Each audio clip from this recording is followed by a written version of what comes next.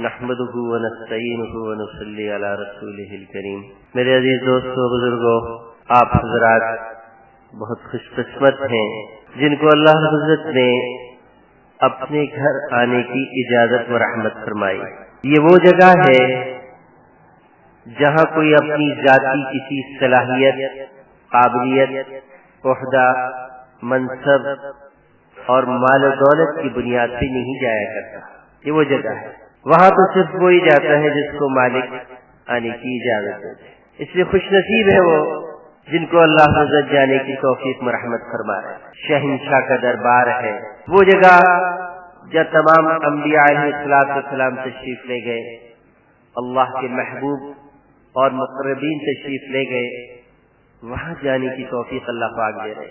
اگر وہاں کوئی اپنی ذاتی صلاحیت یا مال و دولت یا کسی منصب کی بنیاد پہ جا سکتا تو سارے وہی جاتے جن کو یہ چیزیں حاصل ہیں۔ لیکن تجربہ اور مشاہدہ یہ ہے کہ اکثریت ان کی ہوتی ہے جن کے بارے میں آدمی سوچ بھی نہیں سکتا کہ یہ وہاں جا سکتا ہے۔ اکثریت حجاج میں تلاش کریں تو ان کی ملے گی، اور کتنے ایسے جو ساری دنیا میں پھرے لیکن بیت اللہ نہیں پہنچ سکے۔ اسی شہر کراچی کے اندر کتنے ایسے ہیں جو شاید مہینے میں کئی سفر یورپ اور امریکہ کے کر لیتے ہیں لیکن اب تک بیت اللہ پہ نہیں پہنچے۔ ہمارے بھی جاننے والوں میں سے ہیں کہ صبح جاتے ہیں اور شام کو باہر سے واپس آ جاتے ہیں، اور ایک دن جاتے ہیں، دوسرے دن انگلینڈ سے واپس آ جاتے ہیں، اب تک حج نہیں کیا ہے۔ اب تک حج نہیں، برسوں سے دیکھ رہے ہیں ان کو جاتا آتا، اب تک حج نہیں کی۔ اس توفیق کی بات ہے، ہر ایک نہیں جائے گا۔ اس لیے جب مالک نے بلایا ہے تو اس کی قدردانی یہ ہے کہ ایسے جائیں جیسے جانے کو وہ پسند کرتا ہے۔ جب اس کی پسند کے مطابق وہاں جانا ہوگا تو یہ حاضری مقبول ہوگی، اور جب یہ حاضری مقبول ہو گئی تو پھر اللہ پاک بار بار اپنے گھر پہ بلائے گا، بار بار بلائے، اور جتنی طلب اور تڑپ اور شوق جانے سے پہلے بڑھا سکتے ہیں اس کو بڑھانے کی چاہے تکلفاً کوشش کریں، کیونکہ بے دلی اور ناقدری سے جانے سے پھر محرومی کا بھی خطرہ ہوتا ہے، کبھی خطرہ۔ ابھی گزشتہ 2 سال پہلے کی بات ہے کہ ایک ملک کے ایک مالدار آدمی ہے، مشہور وہاں کے آدمی ہے، وہ اپنی اہلیہ کو تیار کر کے لے آئے طلب دینی بیچاری کے اندر، شوق دینی بیچاری کے اندر، بہرحال اس کو لے آئے، احرام باندھ کے جدہ پہ اترے۔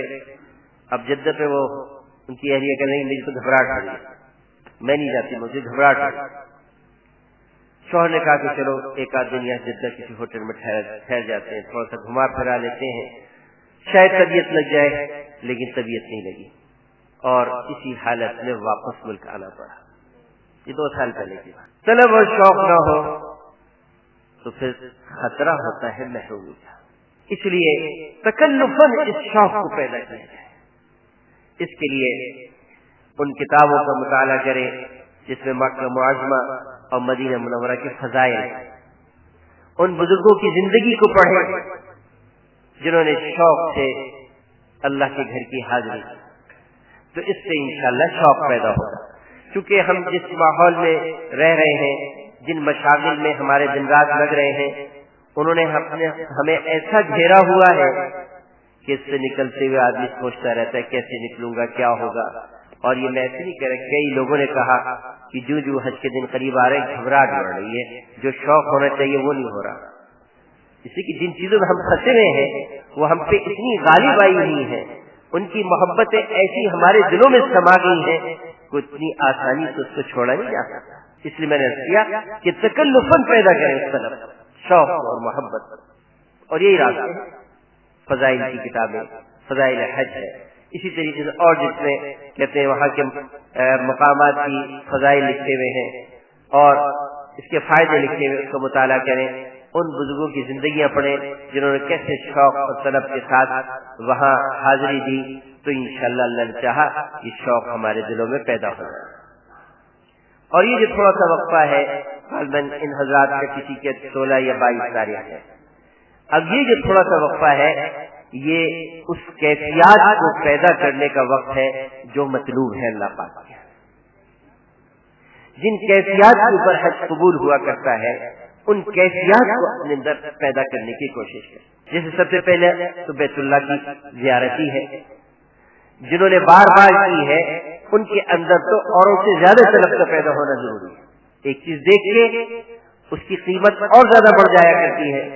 تو کہیں یہ اطمینان کہ ابھی 2 مہینے پہلے تو ہو کر آیا تھا، یہ ناقدری کا خطرہ ہوتا ہے. وہ جگہ ہے جہاں اللہ پاک ہر مہینے بھی لے کے جائے تو کم، ہر مہینے بھی لے کے جائے تو کم. جو اللہ کی رحمتیں دن رات برستی رہتی ہوں، وہاں جانا کتنی بڑی سعادت کی بات ہے کہ بیت اللہ پہ ہر وقت 120 رحمتیں نازل ہوتی رہتی. اس جگہ جانے کی توفیق بار بار ملے کتنی بڑی سعادت کی بات. تو وہ بھی بیت اللہ کو دیکھنے کا شوق اور جذبہ اور غلبہ پیدا کرے. اور جو پہلے نہیں گئے ہیں ان کے اندر تو فطرتاً یہ جذبہ ہوتا ہے تڑپ. اس کو بڑھائے،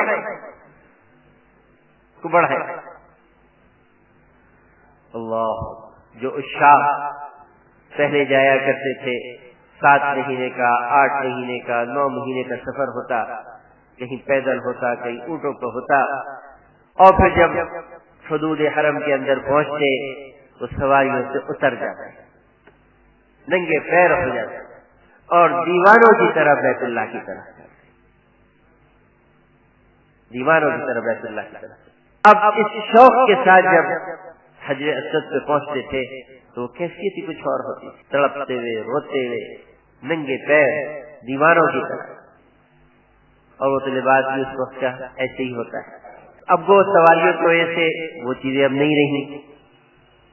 یہاں سے اڑ کے سیدھے جدہ پہنچے، وہاں سے گھنٹہ 1.5 گھنٹے میں مکہ میں پہنچ گئے، اور نہ تھکان نہ جسم پہ گرد و غبار، آدمی ذرا سی دیر میں حجر اسود پہ ہوتا ہے. ہمارے کچھ ساتھی مولانا سعید صاحب رحم اللہ حیات تھے، سن 80 کی بات ہے، یہاں سے حج پہ گئے تو مولانا پوچھا کہ کیسے آئے، کس سواری سے آئے؟ میں کہ ہوائی جہاز سے آئے.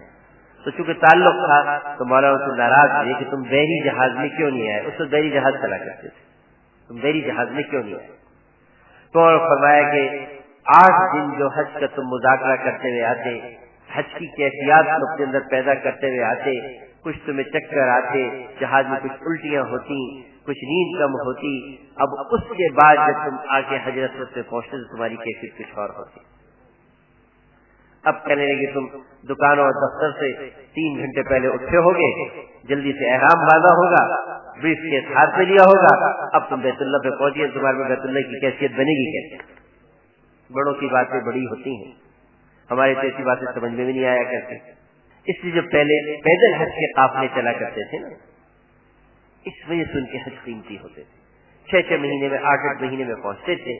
سارے راستے حج کا مذاکرہ، حج کو سیکھنا، وہ کیفیات جو مطلوب ہے اس کے اندر اس کو پیدا کرنا، اللہ سے اپنا تعلق بنانا، جتنے رذائل اور کھوٹ اپنے اوپر جمے ہوئے ہیں اس کی صفائی ہو جاتی تھی توبہ اللہ سے. پھر اس کے بعد جو حاضری ہوتی تھی وہ عجیب ہوتی تھی. تو اب ہم مجبور ہیں وہ راستے تو اختیار کر نہیں سکتے، اس لیے یہ جو 12-15 دن ہے ہم اس کیفیت کو یہی بنانے کی کوشش کر لیں جو سفروں میں ہوا کرتی تھی. کچھ وقت تو روزانہ فارغ کریں حج کی کیفیات کو بنانے کے لیے، جس میں کچھ مسائل کا مطالعہ، کچھ فضائل کا مطالعہ، کسی اللہ والے کی صحبت میں رہ کے کچھ حج کی باتوں کا پوچھ لینا، کچھ تھوڑا سا اس کا دن میں تذکرہ کر لینا. اتنا تو کر سکتے ہیں ہم سب، اتنی گنجائش ضرور نکالنی چاہیے کہ یہ معمولی حاضری نہیں ہے، یہ حاضری ہماری زندگی کا فیصلہ کرانے کے لیے. تو کچھ وقت روزانہ فارغ کریں اب سے لے کے 22 تاریخ یا 16 تاریخ تک. الٹا ہی رواج چل گیا ہے، بجائے جن چیزوں میں وقت لگانے کے وہ دعوتوں میں اور ضیافتوں میں سے وقت لگنے لگ گیا. کہ حج سے پہلے کی دعوتیں، میں اس کو منع نہیں کر رہا، انکار نہیں کر رہا، ٹھیک ہے اپنے اپنے گھر کے رواج ہے، لیکن جہاں وقت لگنا چاہیے تھا اس پہ تو لگا نہیں، کسی اور چیز میں لگ گیا، اپنی ضیافت یا دوسروں کی ضیافت. اور یہ شیطان کے حربے ہوتے ہیں کہ اصل چیز سے ہٹا کے باقی چیزوں پہ ڈالا، اصل سے ہٹا کے باقی پہ ڈالا.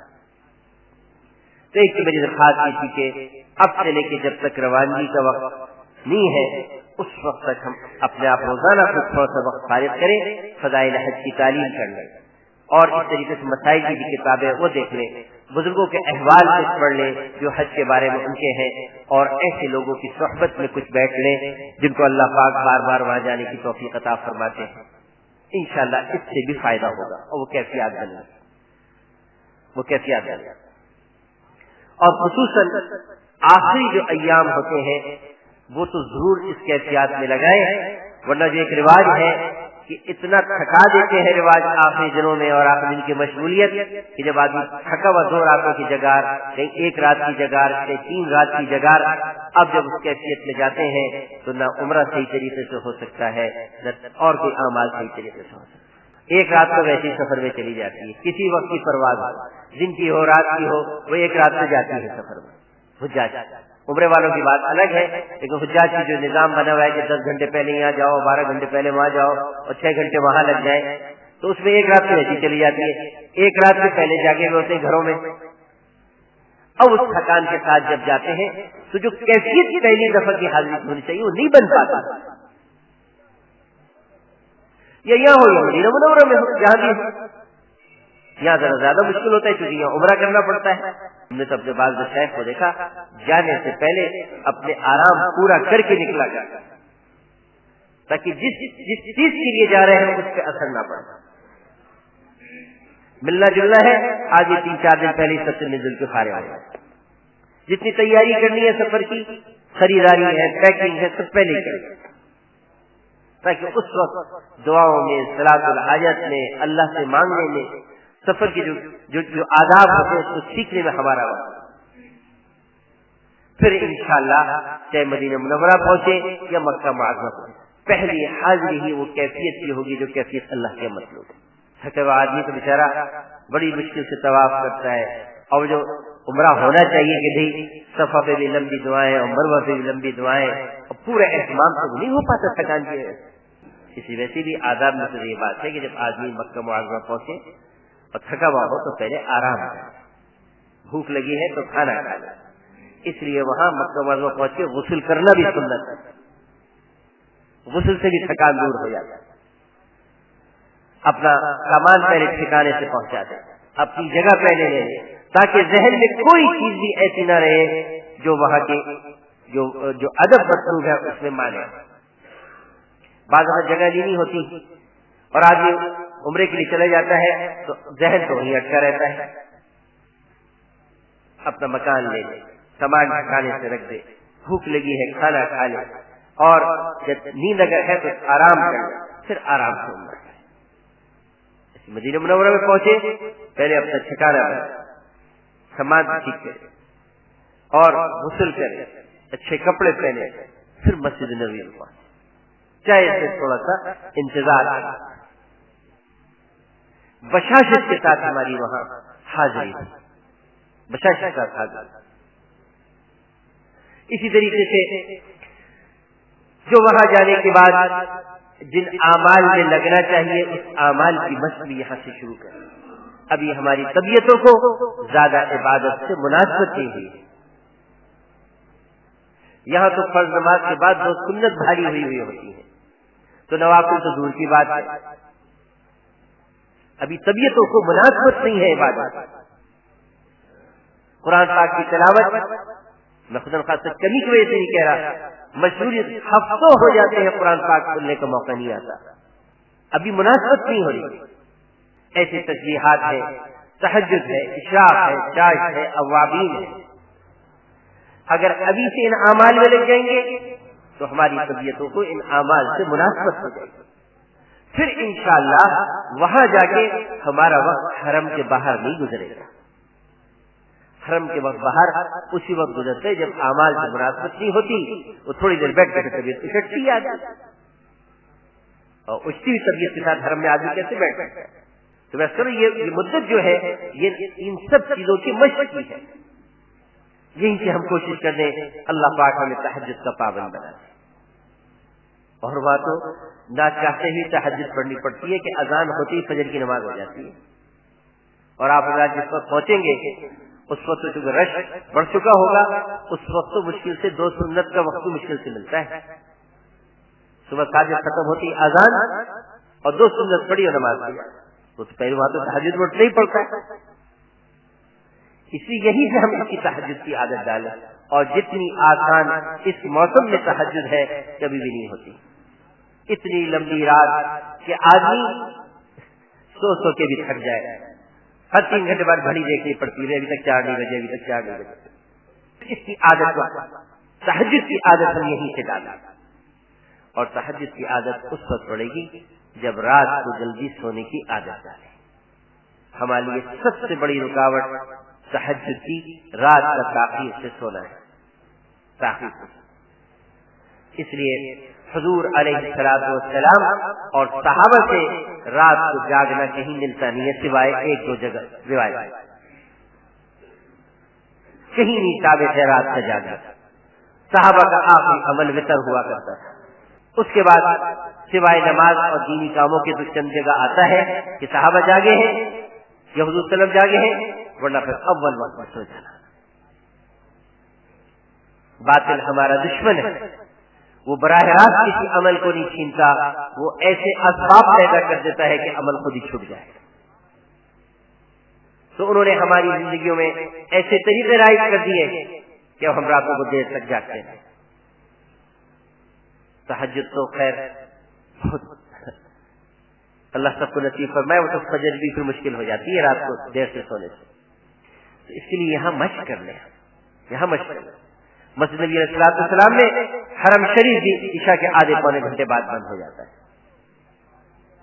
اس لیے وہاں تو سوال ہی نہیں ہے رات کو حرم میں آنے کا. اگر عادت پڑی ہوگی تو عشاء کے بعد جلدی سوئیں گے، ورنہ پھر جب عادت ہی پڑی ہوتی ہے تو عشاء کی نماز پڑھ کے گھر جا کے پھر باہر سڑکوں پہ نکل آتے ہیں. کوئی آئس کریم کھانے جا رہا ہے، کوئی بوتل پینے جا رہا ہے، اور پھر وہاں تو تہجد پہ پڑتا ہے. 2:30-3 بجے حرم شریف کھل جاتا ہے. اگر عشاء کی نماز کے بعد اول وقت میں سو جاتے ہیں تو پھر 2:30-3 بجے ہم حرم میں جاتے ہیں، اور اس وقت یکسوئی ہوتی ہے. ریاض الجنہ بھی مل جاتا ہے، صلاۃ السلام کا بھی موقع مل جاتا ہے، اور سکون سے آدمی قرآن حرم کے اندر نماز پڑھ سکتا ہے. کیونکہ جس زمانے میں آپ جائیں گے وہ پرانے حرم کے باہر قناتے لگا کے راستہ روک دیا جاتا ہے. جو اس دفعہ ایک دفعہ چلا گیا اندر چلا گیا، اب اشراق تک اندر جانے کا راستہ نہیں ہوتا. جو پرانا حرم ہے، نیا حرم کھلا ہوتا ہے. جب رش بڑھ جاتا ہے تو پھر وہ قناتے لگا کے بند کر دیتے ہیں، بس نماز سے پہلے جو پہنچ گیا پہنچ گیا. یہاں سے اس کی عادت ڈالیں رات کو جلدی سونے کی. اس کی وجہ سے اس امت کا بہت بڑا نقصان ہو رہا ہے، راتوں کو دیر تک جاگ رہے، بہت بڑا نقصان. اور سید صاحب رحم اللہ فرمایا کرتے تھے کہ ایک روایت میں آتا ہے کھانے کو گلاؤ نماز اور ذکر سے. وفن سے مراد ہے عشاء سے پہلے کھانا کھانا. مولانا سید صاحب اکثر فرماتے کہ کھانے کو گلاؤ نماز اور ذکر سے. ایک روایت میں آتا ہے اس سے مراد ہے عشاء سے پہلے کھانا. جو عشاء سے پہلے کھانا کھا لے گا وہ تو جلدی سوئے گا. اور ساتھ دوسری بات یہ بھی روایت سناتے تھے کہ جو کھاتے ہی سو جاتا ہے اس کا دل سخت ہو جاتا ہے، اس کی دعاؤں میں نہ رقت آئے گی نہ اس سے دعاؤں کی کیفیت بنے گی. باطل نے یوں گھما کے ہماری مایا کو لوٹا ہے. اب ہماری ضیافتی رات 11-12 بجے سے پہلے شروع نہیں ہوتی تو کہاں سے جلدی سوئیں گے. اور پھر 12 بجے کھانا کھانے کے بعد تو آدمی 1 بجے سوئے گا اور کیا کرے گا. اس عادت کو یہاں چھوڑائیں، ابھی اس عادت کو یہاں چھوڑائیں، پھر انشاءاللہ مدینہ منورہ میں 2:30-3 بجے حرم شریف میں پہنچنا آسان ہو جائے گا، اور بہت سارے اعمال ہمارے محفوظ ہو جائیں گے، اور بہت ساری نقصانات سے ہم بچ سکتے ہیں. رات کی بیدار نقصانات کا ذریعہ ہوا، ساری غلط چیزیں رات میں ہی وجود میں آتی ہیں. اور اگر یہاں مشورے کی تو وہاں بھی رات کو 1:30 بجے 1 بجے کے بازار چمکتے رہتے ہیں. اور مکہ معظمہ میں تو ویسے ہی پھرنا صحیح نہیں ہے. مولانا سید صاحب رحمۃ اللہ فرماتے تھے کہ مکہ معظمہ میں ٹہلنا مکروہ ہے. اگر ٹہلنے تو طواف کرو.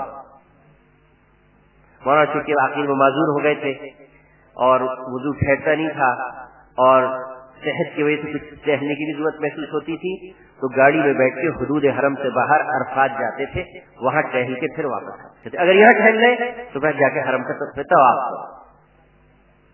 ہمیں برائیوں سے بچانے کے لیے بات فرمایا کرتے تھے کہ کچھ کرائیت ہمارے اندر پیدا ہو جائے. دکھ ہوتا ہے کہ حرمین شریفین میں آدمی بازاروں میں پھرے. آدمی فرشتہ تو نہیں ہے، نہ عورتیں نہ مرد. نکاح غلط استعمال ہو سکتی ہے، دل مختلف چیزوں میں پھنس سکتا ہے، آدمی کئی غلط چیزوں میں ملوث ہو جاتا ہے بازاروں میں جا کے. تبھی تو کہا گیا کہ دنیا میں سب سے بدترین جگہ بازار اور سب سے بہتر جگہ مسجد. کراچی والوں کے لیے بڑا مشکل لگتا ہے رات کو جلدی سونا، لیکن عادت تو ڈالا، کوشش تو کرے. پھر انشاءاللہ یہیں سے تہجد کی توفیق مل جائے گی. انشاءاللہ جو 10 بجے سو جائے گا 4 بجے کے بعد اس کو نیند آئے گی بھی نہیں، چاہے گا بھی تو نیند نہیں آئے گی.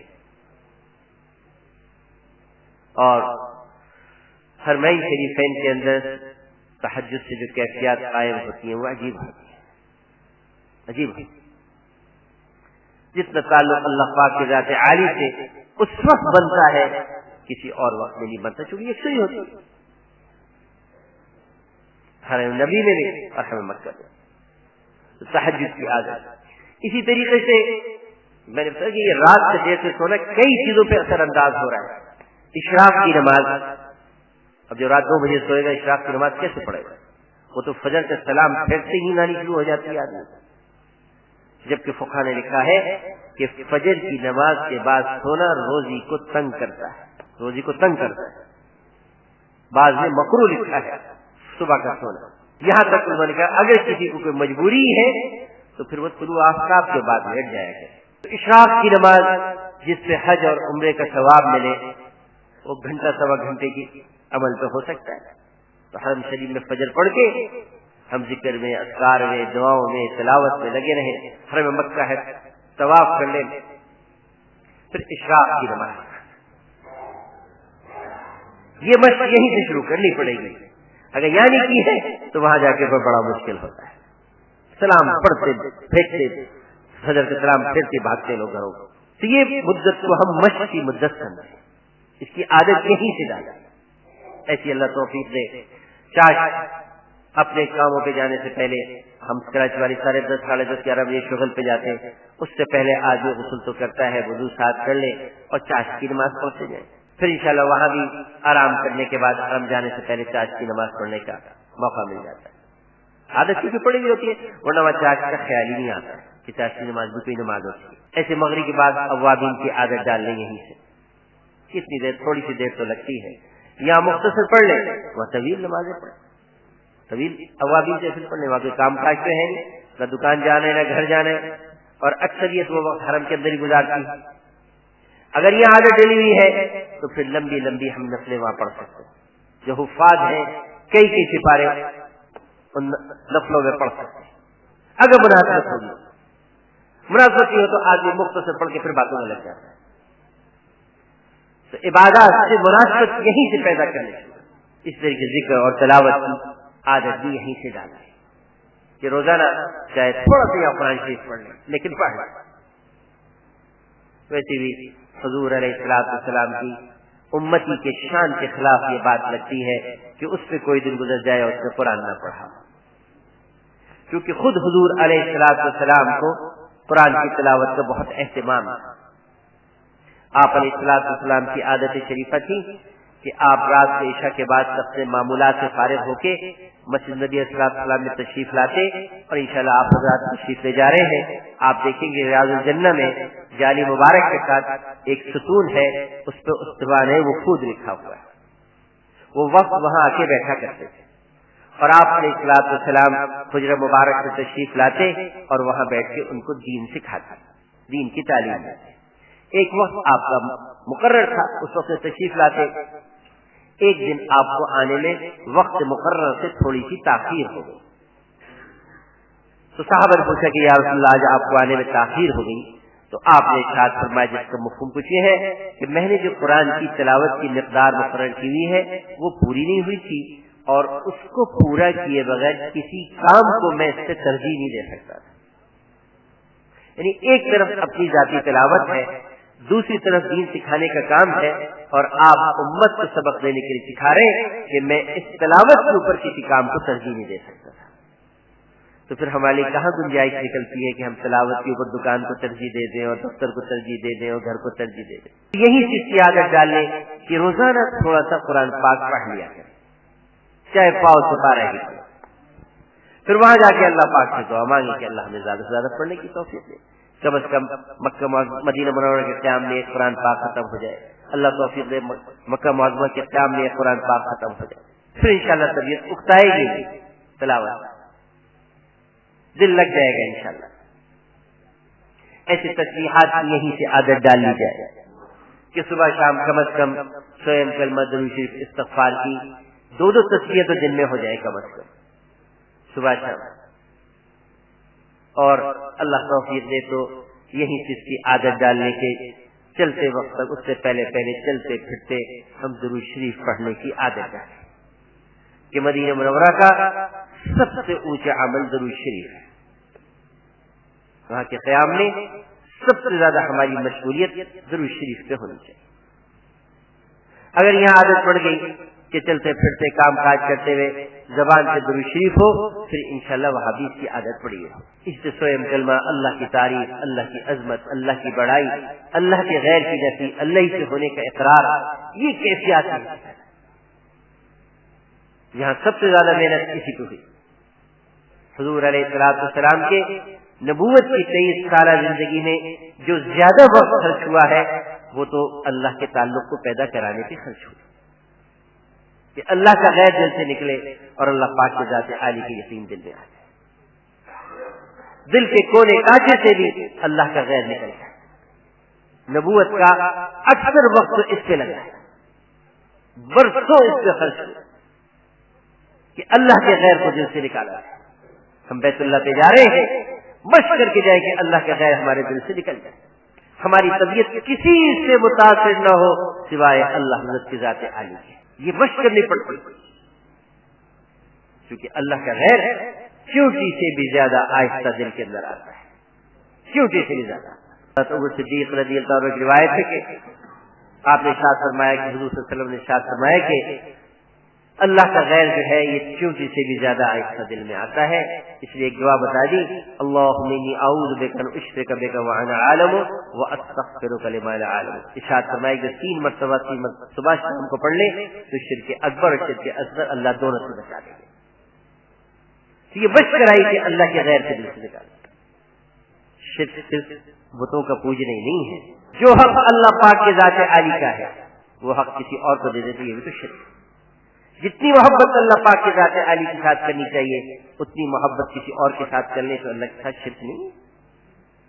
حضرت شیخ عبد القادر جیلانی رحمۃ اللہ علیہ کے پاس ایک عورت آئی اور کہا کہ حضرت اگر اللہ پاک نے پردے کا حکم نہ دیا ہوتا تو میں چہرے سے نقاب ہٹا کے آپ کو دکھاتی کہ میں کتنی حسین و جمیل ہوں، لیکن اس کے باوجود میرا شوہر دوسری شادی کرنا چاہتا ہے.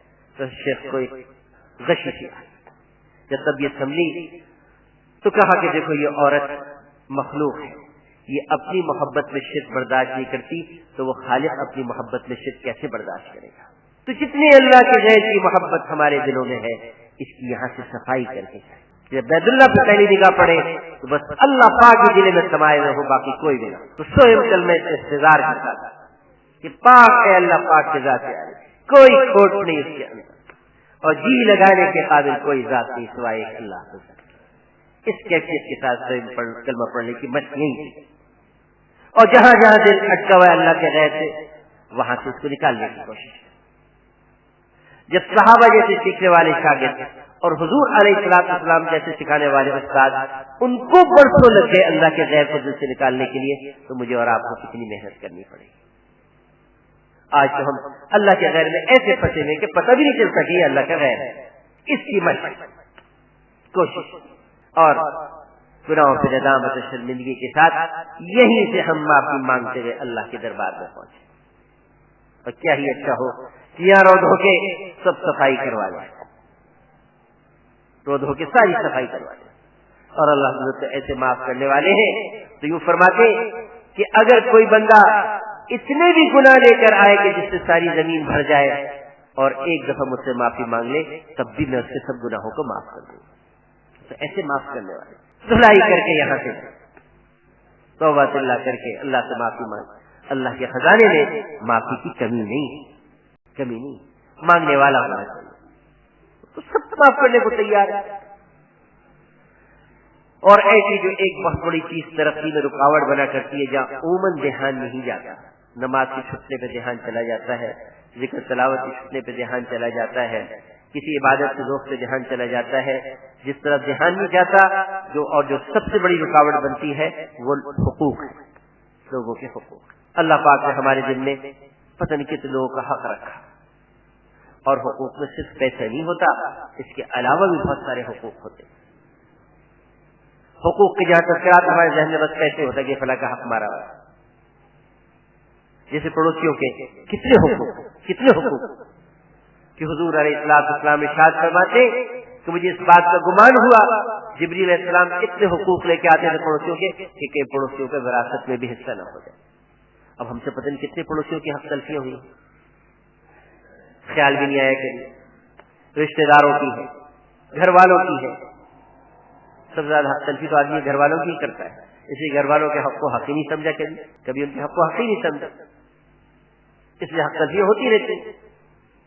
جن کے حقوق ہمارے ذمہ تھے ہم سوچیں کہ کسی کی حق تلفی تو نہیں ہوئی، کیونکہ سب سے بڑی ترقی انسانیت کی جو ہے وہ حق تلفی کی وجہ سے جہاں خیال آیا، اور جو خیال آتا رہے ان سے یہاں معافی مانگتے ہیں۔ اس لیے پہلے زمانے میں رواج، اور واقعی سب تو رواج نہیں، حقیقت تھی کہ حج پہ جانے سے پہلے سب سے معافی مانگ کے جایا کرتے تھے، حقیقت تھی، کوئی رواجی چیز نہیں، سب سے معاف کروا کے جاتے تھے۔ اس لیے اگر کسی کی حق تلفی ہوئی ہے، کسی سے ہماری نااتفاقی ہوئی ہے، جانے سے پہلے معاملہ صاف کرائے، اعمال بھی اٹکے رہتے ہیں، اوپر نہیں پہنچتے۔ قبولیت والی گھڑیوں میں بھی اللہ پاک ملائکہ سے کہتے ہیں ان کی دعاؤں کو یہیں روکے رکھو جب تک کہ آپس میں صلح نہ کر لیں، دعاؤں کو ان کے نیچے روکے رکھو، اوپر آنے مت دو جب تک کہ یہ آپس میں اپنا معاملہ صاف نہ کریں۔ قبولیت کی گھڑیوں میں ہم تو ایسے مقام پہ جا رہے ہیں جہاں دعائیں قبول ہوتی ہیں۔ بیت اللہ کے حرم شریف کے اندر 15 مقامات ایسے ہیں جہاں دعا قبول ہوتی، ملتزم جیسی چیز جہاں کے بارے میں یقین ہے کہ کبھی دعا رد نہیں ہوتی، لیکن حق تلفی کی ہے تو وہاں بھی دعا رکی رہتی۔ اتنی زبردست قبولیت کی جگہوں پہ جائیں اور خدا نخواستہ کوئی ذرا سی غفلت وہاں دعاؤں کی قبولیت میں رکاوٹ بن جائے، کیونکہ اللہ پاک اپنے حقوق کو تو معاف کر دیں گے، اپنے بندوں کے حقوق کو نہیں معاف، وہ توبہ اللہ سے نہیں معاف۔ اس لیے اب یہاں بیٹھ کے تنہائیوں میں بیٹھ کے ہم سوچیں کہ کسی کی حق تلفی تو نہیں ہم۔ ایک صاحب ایک بزرگ کے پاس گئے اور جا کے کہا کہ جی فلاں جگہ میں نے ایک گودام خریدا تھا، اب اس کو بیچنا چاہتا ہوں، نہ بکتا ہے نہ کرائے پہ جاتا ہے۔ انہوں نے کچھ پڑھنے پڑھانے کو بتا دیا، وہ واپس آئے کہ جی اب بھی یہی کیفیت سے پریشانی ہے اور یہ دشواریاں۔ تو انہوں نے کہا کہ تم کتنے بھائی ہو؟ کہ 3 مشترک کاروبار کی، جب تینوں مل کے بیٹھے سوچے کسی کی حق تلفی ہوئی ہے، ہم تو بہت کا خیال کرتے ہیں، دھیان کرتے ہیں، لیکن کبھی ایسا نہیں ہوا۔ اور نہیں ایسے نہیں، تینوں مل کے بیٹھو اور سوچتے تیسرے دن خیال آیا کہ اس کی خریداری میں کہ جو وکیلوں سے جو معاملہ پڑتا ہے وہاں کی کسی کے 10,000 روپے دینے رہ گئے، تو کہ حساب کتاب میں نکل آیا۔ انہوں نے کہا کہ یہ جا کے ادا کرو، ادا کیے، چند دن بعد آگے بتایا گودام اچھے پیسوں میں بک گیا۔ خود کو نہیں پتا ہوتا اور بعد وہی رکاوٹیں آ جاتی۔ ہمارے ایک بزرگ تھے سید رضوی صاحب رحم اللہ، ان کی خدمت میں کراچی کے ایک بہت بڑے تاجر ہیں اور اچھا لمبا چوڑا کاروبار۔ وہ آئے ایک زمانے میں کہ جی حضرت حالات بگڑ گئے ہیں، فلاں مل بند ہو گیا اور فلاں کارخانہ بند ہو گیا اور اتنا قرضہ ہو گیا اور یہ ہے، نے کچھ دعائیں بتا دی۔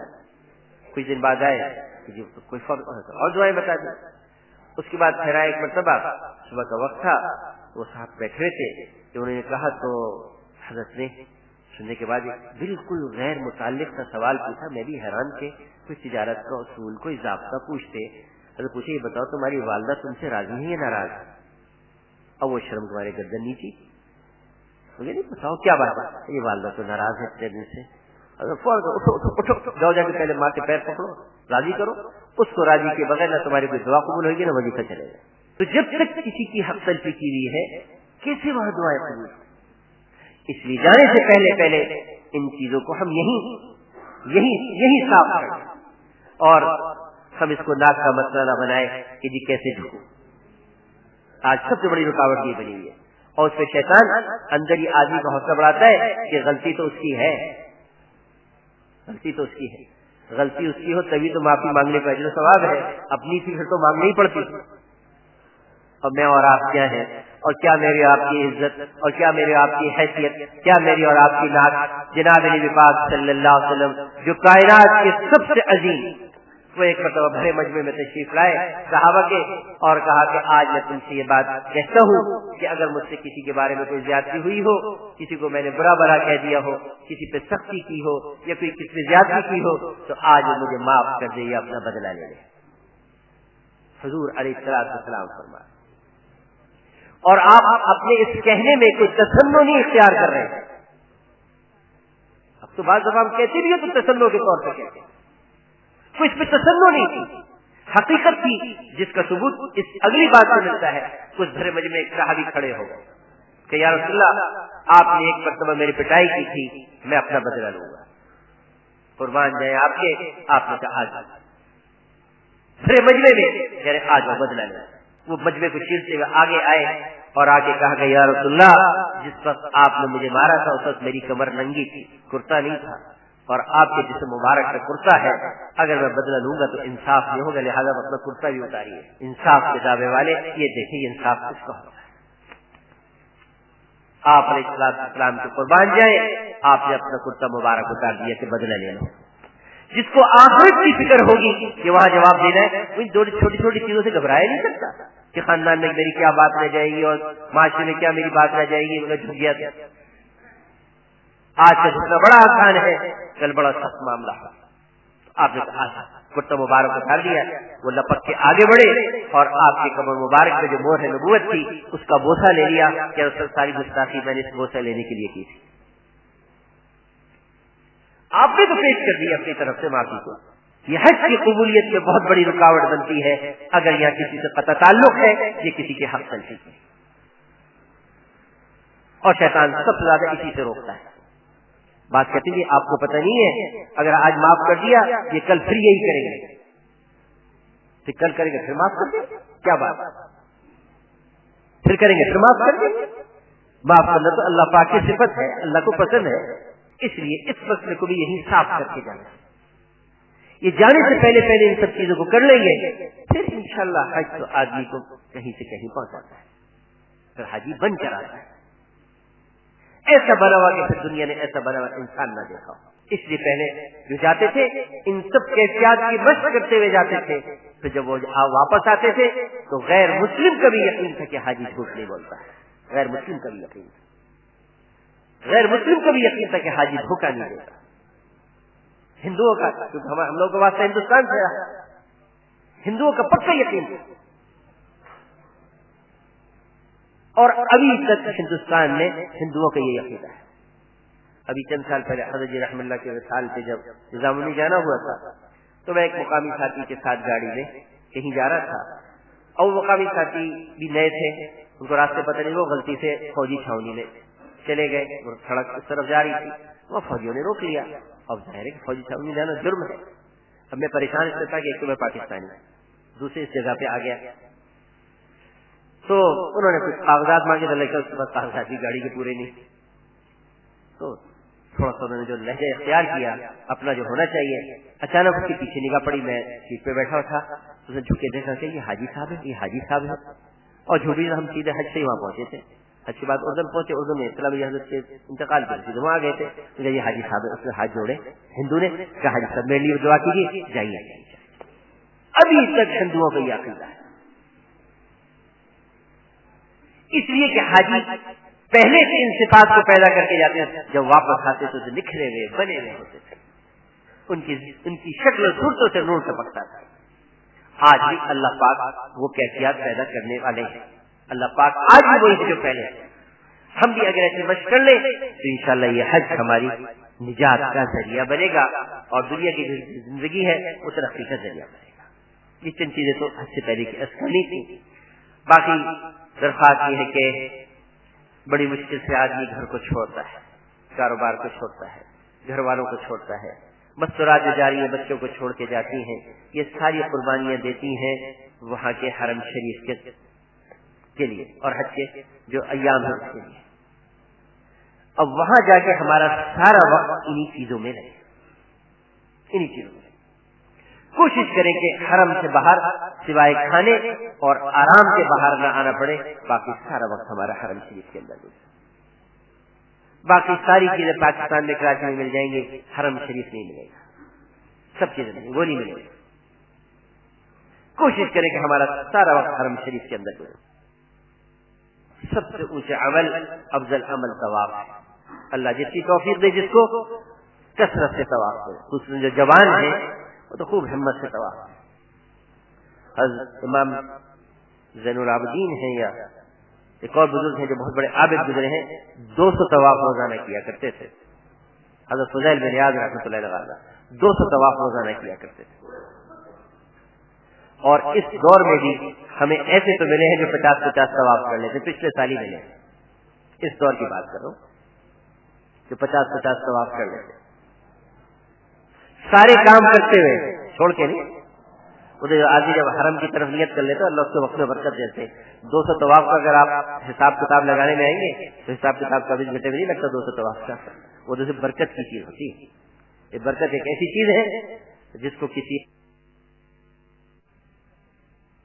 برکت ایک ایسی چیز ہے جس کو کسی الفاظ میں بیان نہیں کیا جا سکتا. وہ جو حضرت شیخ الحدیث صاحب رحمۃ اللہ علیہ آتا ہے کہ 61 قرآن پاک ختم کر لیتے تھے. امام شافعی رحمۃ اللہ علیہ 61 قرآن پاک ختم کرتے تھے رمضان المبارک میں. تو اگر ویسے دیکھیں تو بڑا مشکل لگتا ہے، جب اللہ پاک برکت دیتے تو بہت آسان. اور یہ صرف قرآن ہی نہیں پڑھتے تھے، سارے کام کرتے وہ قرآن پڑھتے تھے. تو یہ چیزیں برکت کے ساتھ ہوا کرتی ہیں. کیلکولیشن میں لگیں گے تو سمجھ میں بھی نہیں آئے گا، آگے کہے گا ناممکن ہے. لیکن برکت ایک ایسی چیز ہے کہ تو ہم نے دیکھا ہے انہی سفروں گزشتہ سال 50 طواف کرنے والوں ایک دن کئی. اور اس کے لیے اگر میں ایک وصیت کر دوں کہ جانے سے پہلے یا پیدل چلنے کی عادت ڈال لیں پھر تو ہوگا، ورنہ 2 طواف کے پاس سب کے پیر بول پڑتے ہیں، سب کے پیر بول پڑتے ہیں، کیونکہ عادت نہیں ہے پیدل چلنے کی. پہلے عمرے کے بعد آدمی تھک جاتا ہے کہ رانیں کھل جاتی ہیں کہ کچھ ہو جاتا ہے.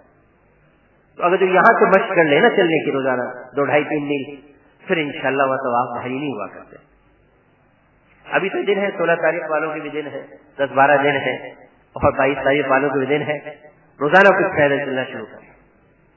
اور تو مدینہ پاک میں تو اللہ توفیق دے آدمی پورے مدینہ پاک کے قیام میں پیدل ہی چلے، بچے سواری کے استعمال کر لیں. سعادت کی بات. امام مالک رحمۃ اللہ علیہ نے مدینہ پاک کا قیام اختیار کر لیا تھا اور ساری زندگی مدینہ پاک کے قیام میں کبھی سواری پہ نہیں بیٹھے، کبھی سواری پہ نہیں بیٹھے.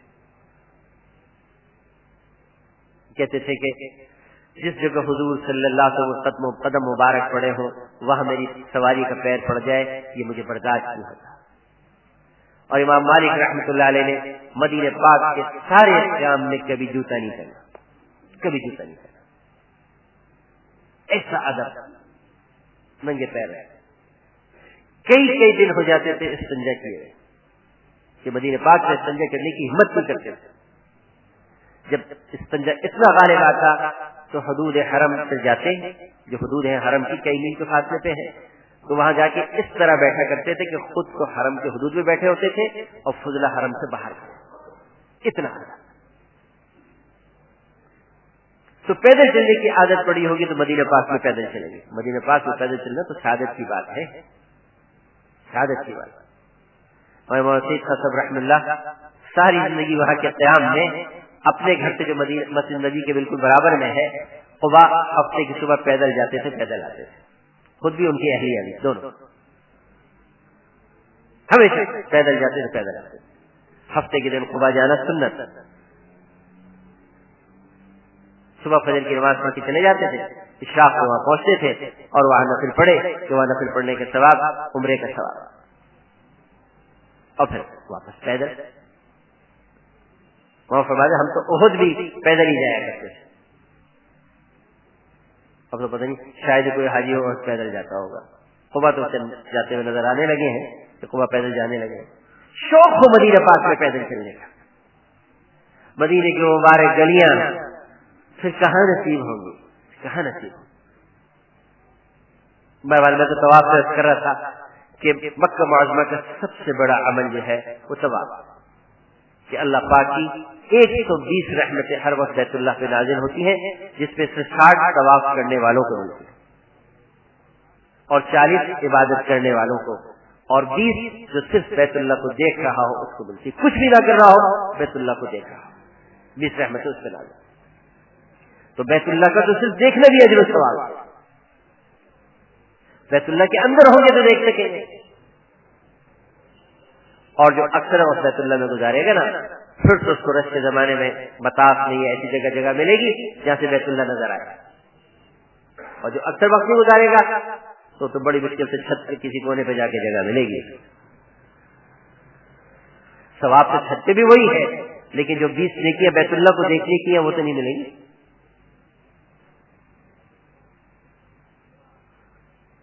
تو طواف کا خوب اہتمام. ہمارے بعض علماء کی نزدیک تو وہاں جتنے نفلی عمرے کرتے ہیں نا, وہاں سے مسجد عائشہ سے یا جیرانہ سے, اس کے مقابلے میں طواف افضل ہے.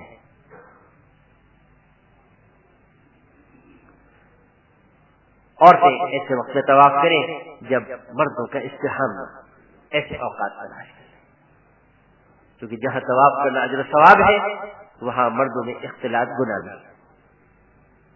اور اللہ کے قرآن ساتھی ایسے اوقات بتا دیں گے جو بار بار جاتے رہتے ہیں, جس میں مستورات بسہولت طواف کر سکتے ہیں. اہتمام کے بعد طواف میں وقت لگایا جائے, پھر وہاں عبادات میں, اور اسی طریقے سے اللہ توفیق دے جب عبادات سے فارغ ہو تو آدمی بیٹھے بیٹھے قریب بیٹھنے والوں سے کچھ دین کی بات کر سکتا ہے. کسی کو نماز, کتنے لوگ ایسے ہوتے بیچاروں کو کلمہ بھی نہیں آتا. آپ حاجی کیمپ میں جا کے دیکھیں, ہماری جماعتیں حاجی کیمپ میں کام کر رہی ہیں, روز کارگزاری سناتی ہیں, جو اکثر یہ دیہاتوں سے آ رہی ہے ان کو بیچاروں کو کلمہ بھی نہیں آتا. طلبی تو بہت بڑی بات اور نماز تو بہت دور کی چیز. اگر وہاں کے قیام میں ہم نے 2-4 کی نمازیں صحیح کرا دی تو کتنی زبردست کمائی ہو گئی. حضرت عمر رضی اللہ عنہ طواف کرتے کرتے کسی کا ہاتھ پکڑ لیتے اور طواف بھی کرتے رہتے, اس کو کوئی دین کی چیز بھی سکھا دیتے, قرآن کی کوئی سورت یاد کرا دی, کوئی دعا یاد. تو طواف کرنے بھی آدمی کراتے ہوئے کام کر سکتا ہے. تو فارغ اوقات اس طرح ہم بیٹھ کے لوگوں سے چپ کے بات دین کا شوق دلائے. اور اسی طرح ہمارے مولانا سے اتنا سب فرمایا کرتے تھے کہ جو نئے لوگ آ رہے ہیں عمرہ کرنے, ان کو عمرہ کرا دو, ان کو طواف کرا دو, بالکل پتہ نہیں ہوتا. گزشتہ سال ہمارے ساتھیوں کی ساتھی ملے, یہ ریاستی علاقہ جو آتا ہے بھاول پور کا, وہاں کے ایک ساتھی تھے. وہ کہنے لگے, بھٹک گئے ساتھی میں, کہنے لگے میں یہاں صبح اپنے ساتھیوں کے ساتھ آیا تھا اور اس مزار کے میں نے 3 پھیرے لگا لیے, اب مجھے کیا کرنا ہے.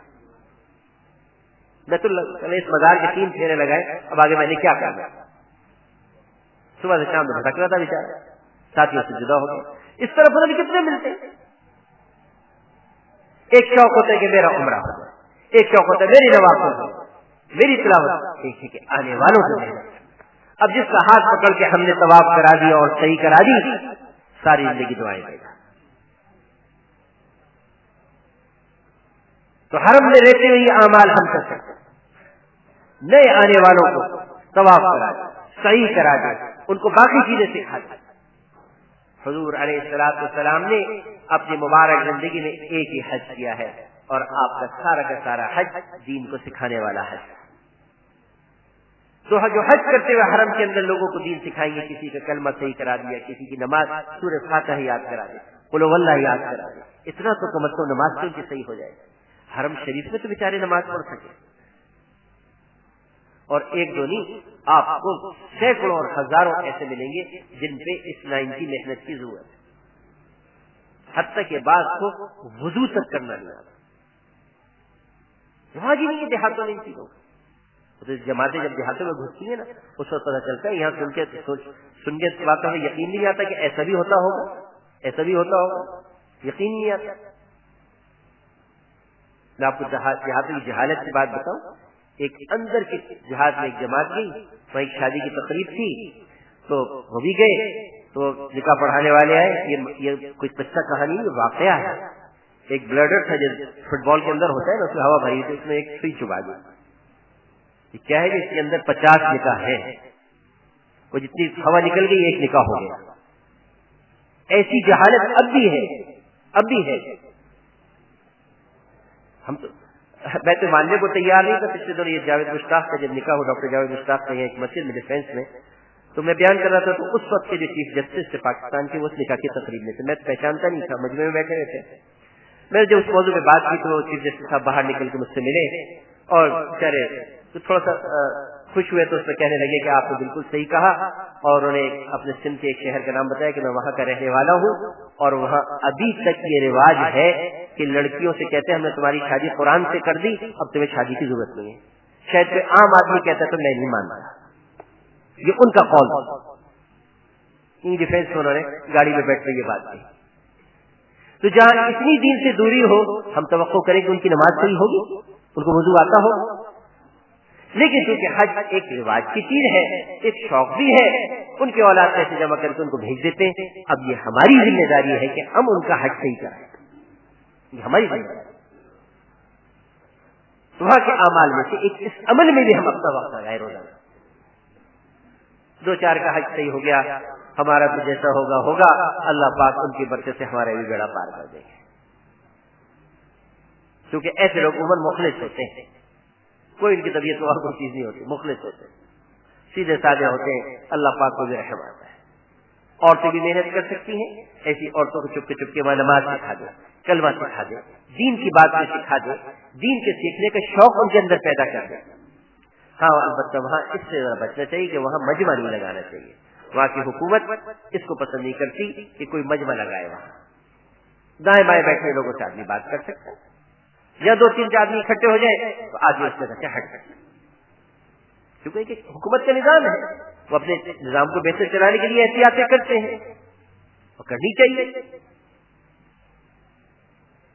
تو وہاں کے کام میں اس لیے ویسے کہ زیادہ وقت ہمارا حرم شریف کے اندر گزرے، باقی سونے کھانے کے لیے گھروں پہ آئے، اور انشاءاللہ مفتی صاحب آئندہ ہفتے آپ مسائل بھی رکھیں گے۔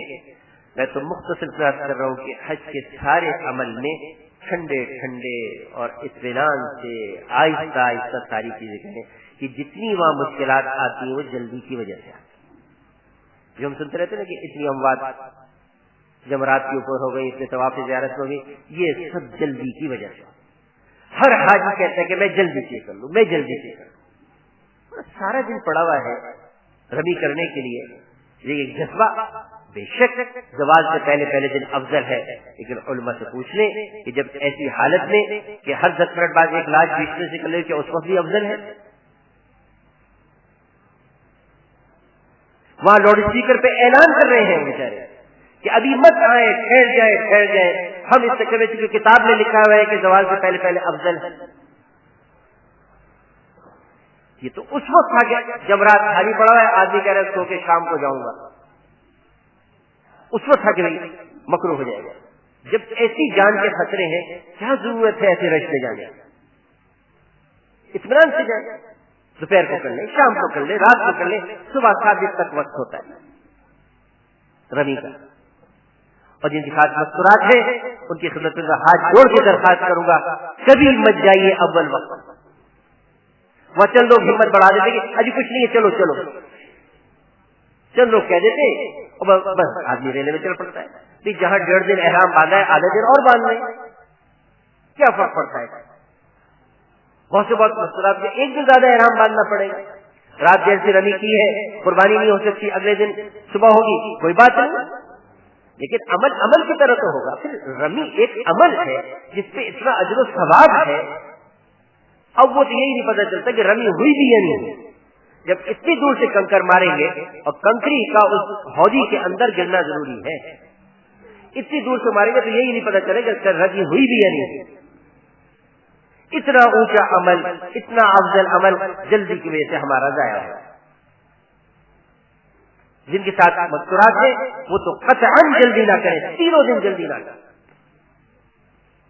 تیسرے دن بھی یہ سنا ہے کہ غروب سے پہلے پہلے کر لو، صبح صادق تک کر سکتے ہیں. اس میں بھی جلدی کی وجہ سے سارا مجمع زوال سے لے کے غروب تک جب رمی کرنا چاہے گا تو کیسے ہو سکتا ہے؟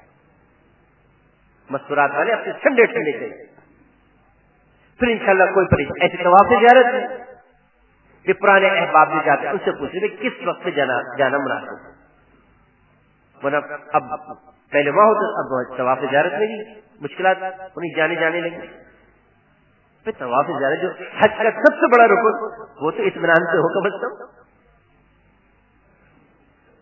تو کسی چیز میں جلدی نہ کرے.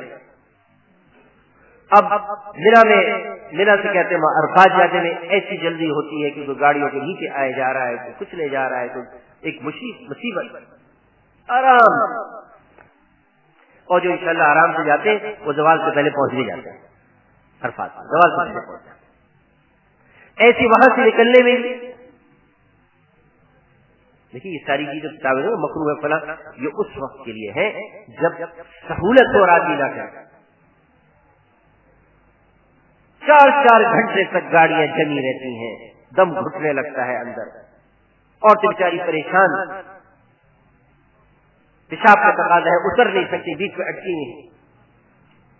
بہت ہی اچھے جیسے ماشاء اللہ بھائی نشان صاحب وغیرہ کرتے اللہ جزائے ایسے کہ اپنے وہاں آرام سے ٹھہرے، وہیں اپنے تھوڑا سا سستا بھی لیے، کھانے بھی کھا لیا، وہیں سے اپنے سنجا وضو کر کے آرام سے منزل پہ پہنچے تو آرام سے پہنچ بھی جاتے ہیں اور کوئی دشواری نہیں.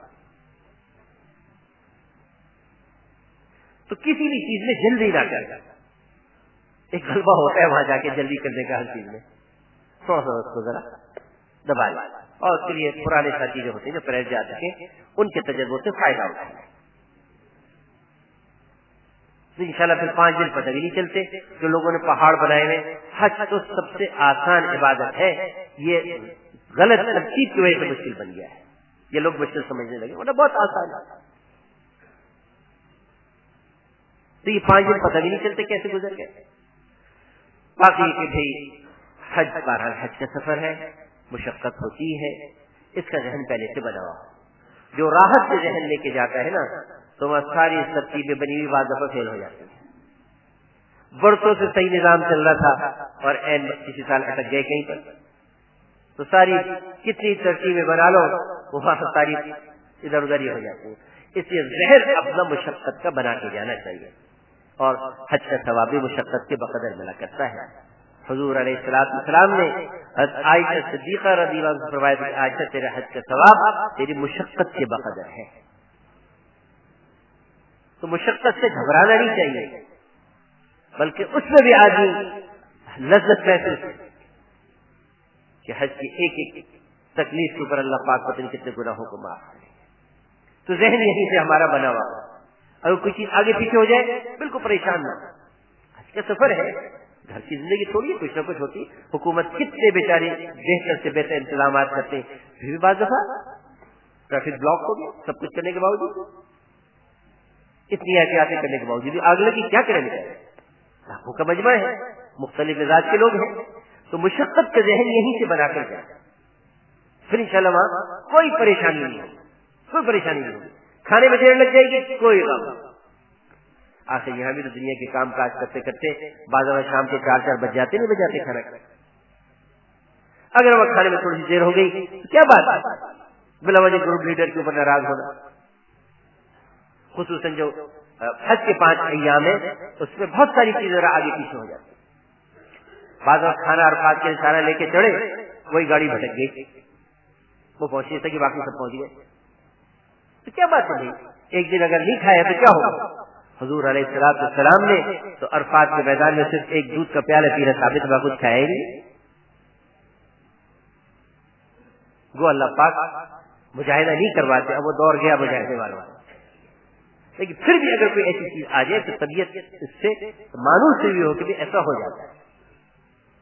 قربانیوں کا ہے، ساری احتیاط کرتے کہ قربانی وقت پہ ہو جائے، کھانا وہاں سے پک کے بنا پہنچ جائے. ایک بعض دفعہ پولیس والا عین وقت پہ رخ موڑ دیتا ہے گاڑی کا، بالکل خیمے کے قریب آ کے باجا کھانا پکوا کے منگواتے، تاخیر ہو گئی.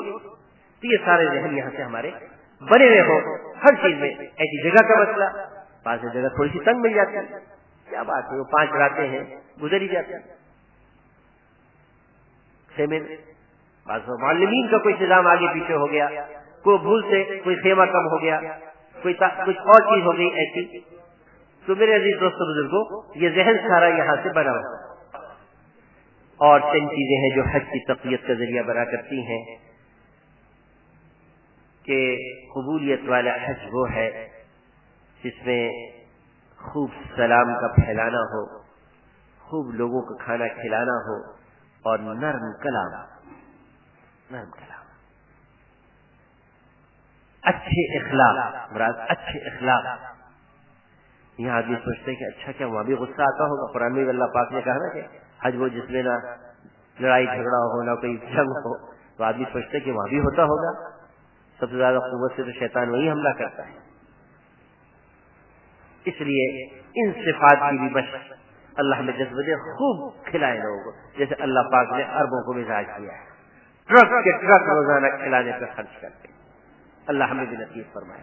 اور یہ تو تجربہ ہے کہ جو حجاج اپنے دسترخوانوں کو وسیع رکھتے ہیں اور ان کے دسترخوان پہ کبھی کسی ملک کے مہمان، کبھی کسی شہر کے مہمان، کبھی کسی جگہ کے مہمان خوب کھلاتے، اللہ پاک ان کو خوب برکت عطا فرماتے، خوب برکت عطا فرماتے.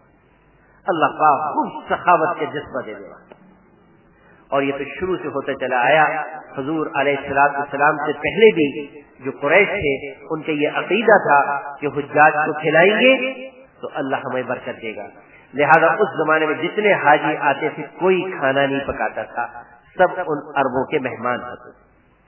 حتیٰ کہ عرفات تک کا انتظام کرتے تھے کہ مکہ معظمہ سے مینا سے آگے عرفات تک جانے تک راستے کے دائیں طرف حوض بنائے ہوئے ہوتے تھے، اس میں سرید پکا کے بھر دیتے تھے، جو عربوں کا سب سے یعنی محبوب کھانا ہے. مرغوب گوشت کے اندر روٹی پکی ہوئی ہوتی ہے. اور بائیں طرف کے حوض میں ان کے اونٹوں کے لیے دانا اور پانی ہوتا تھا کہ حجاج وہاں بھی کھاتے ہوئے جائیں، کھاتے ہوئے. یہ عقیدہ تھا. آج یہی برکت ہے. تو میرے عزیز دوستوں بزرگوں، ان صفات کو کہ خوب کھلانا لوگوں اور خوب سلام کو پھیلانا، کیونکہ وہاں تو کوئی بھی غیر مسلم نہیں ہوتا، سب مسلمان ہوتے. خوب سلام کو اور نرم کلام. اور ایک درخواست یہ ہے کہ وہاں کے قیام میں بازاروں میں خریداری سے بچا جائے جس سے اعمال لوٹ جاتے ہیں. سارا وقت پھر اسی میں آدمی کا لگتا ہے ایک چیز خریدتے ہوئے دوسرے کا خیال، دوسری خریدتے تیسرے کا خیال، چوتھے کا خیال، حتیٰ کہ حرم کی نماز چھوٹ جاتی ہے. اور بعض جب خریداری کر کے لاتے نا تو وہ محافظ جو ہے وہ حرم کے اندر چیز نہیں لانے دیتے، تو اس کی وجہ سے حرم سے باہر ہی نماز پڑھ لیتے ہیں. ساری چیزیں یہاں بکتی ہیں، کسی کو دینا لینا ہے یہیں سے لے کے دے دیں. یہ سارے مسلح جانے والے وہاں کی تو 2 ہی چیزیں ہیں، کھجور یا زمزم. 2 ہی چیزیں ہیں، کھجور یا زمزم. وہ بھی مدینہ منورہ کی کھجور ہوتے تحقیق کر کے، اور زمزم 2 چیزیں.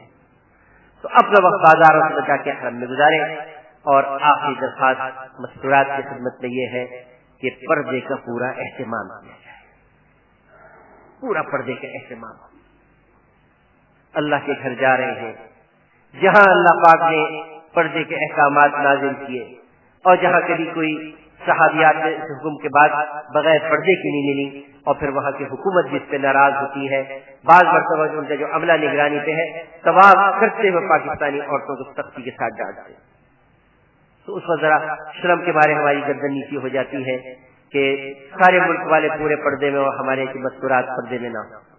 کئی دفعہ انہوں نے محافظین نے وہاں اس پہ سختی کی طواف کے دوران، میں نے خود دیکھا. اس لیے یہیں سے ہم اس کی عادت ڈال لیں، پورے پردے کا اہتمام ہوا. وہاں کے قیام میں بھی اس طرح کوشش کی جائے کہ مرد علیحدہ اور مستورات علیحدہ، پردے کا پورا اہتمام.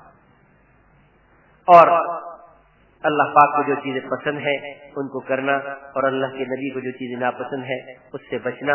اس میں ایک چیز کھانے پینے کا ضائع کرنا بھی ہے، جس کو حضور علیہ الصلوۃ والسلام نے بہت اہتمام سے منع کیا.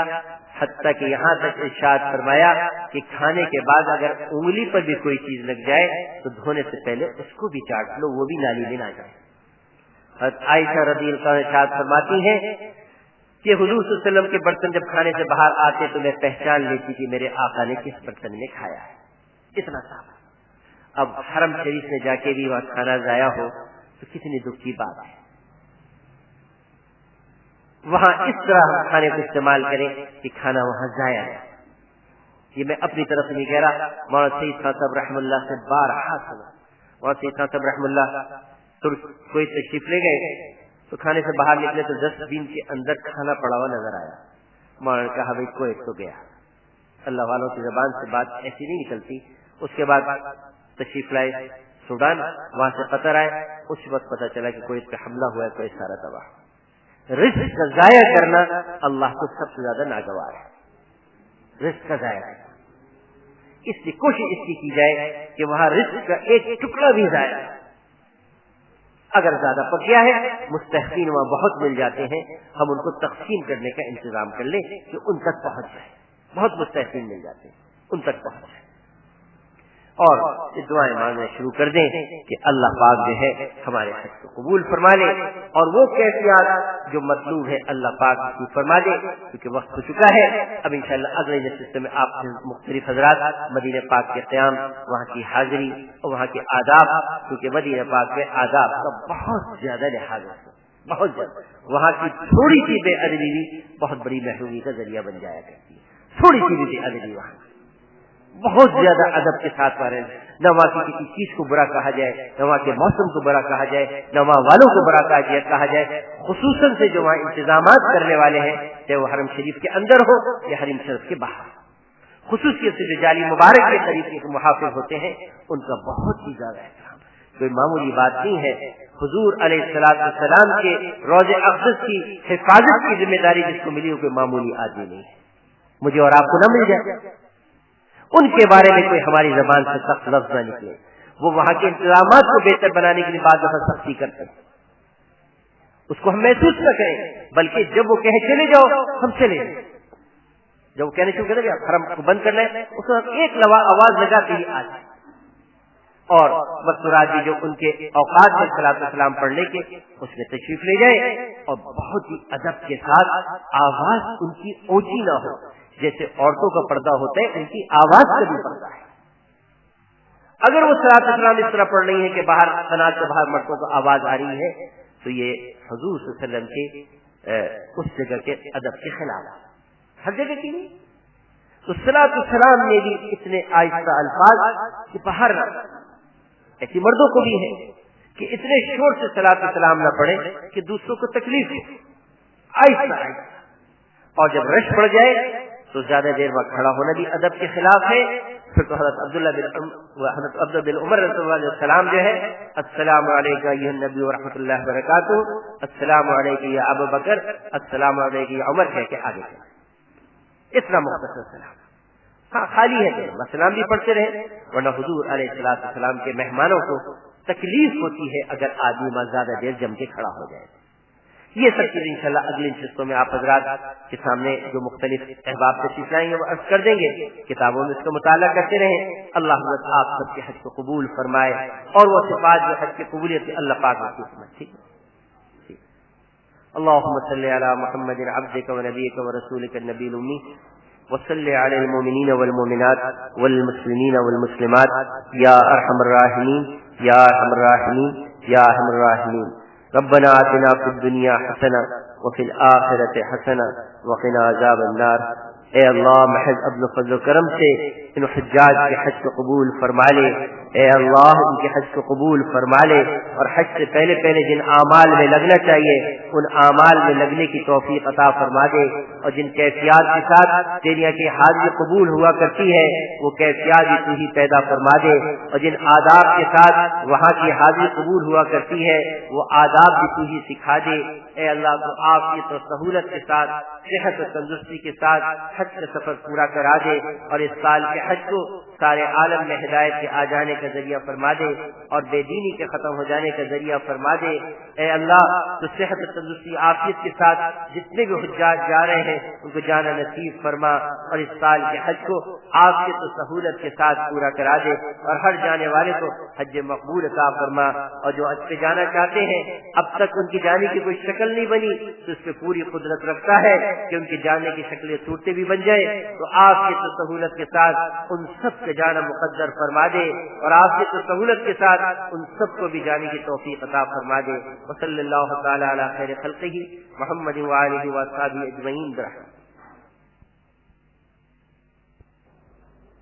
مورخہ 4 جنوری سن 2004 بمقام مسجد بیت السلام ڈیفنس کراچی بھائی واصف منظور صاحب عازمین حج کو ہدایات اور مفید مشورے دے رہے تھے. تیار کردہ پاک ریکارڈنگ پہلی منزل کریم سینٹر صدر کراچی.